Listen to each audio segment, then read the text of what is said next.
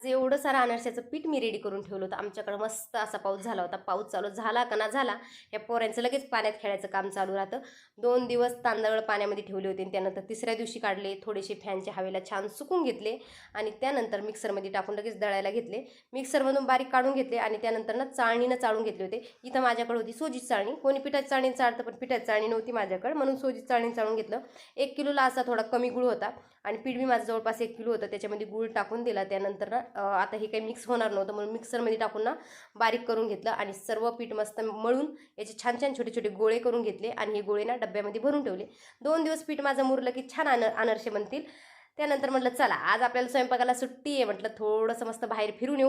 तसं बी घरामध्ये मरणाचं उकडतंय, त्याच्यापेक्षा म्हटलं चला थोडंसं मस्त हवेला जाऊन येऊ. आणि मी जिथं गेले तिथं माझं पिल्लू येणार नाही असं होणारच नाही. तर इकडे ना पहिले बरेच दिवस मी फिरायला यायचे, पण आता काही माझं जाणंच होत नाही पिल्ल्यामुळंच माझ्या. आता हा आला ना एक तर पुढं पळत नाही, तर मग एक तर मागं राहील. मलाच काही चालू देणार नाही आणि तो बी व्यवस्थित काही चालणार नाही. नाही तर म्हणजे मम्मा मला उचलून घे, असं याचं चालूच राहतं. पण इथलं वातावरण इतकं भारी होतं ना, मी त्याच्याकडे काही जास्त लक्षच दिलं नाही. मागं राहा नाही तर पुढं राहा. आता माझं पिल्लू मागं राहू नाही तर पुढं राहू, कारण की तितकी जागा एवढी मोकळी होती की तिकडं गाड्याचं याचं टेन्शन नव्हतं. मस्त म्हटलं चला फिरू दे याला. पुढं गेले, मला तिथं बेल भेटला.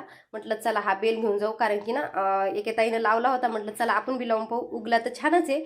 आणि त्यानंतर बेल घेऊन आलो आणि इथं बसलो होतो थोड्या वेळ. सगळेच जण बसले होते. म्हटलं चला आपण बी बाफळ्यावर बसू.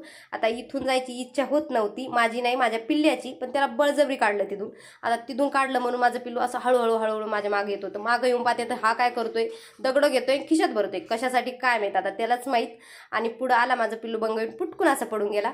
माझ्या मागं उजेड दिसत असताना तरी बी 7 वाजले होते. म्हणलं चला दिवाबत्तीचा टाइम झालाय, आपण दिवाबत्ती करून घेऊ. तर इथं पटकन दिवाबत्ती केली, बाहेरची केली, त्यानंतर घरातली केली, कारण की याच्यानंतर असते माझी नित्यसेवा.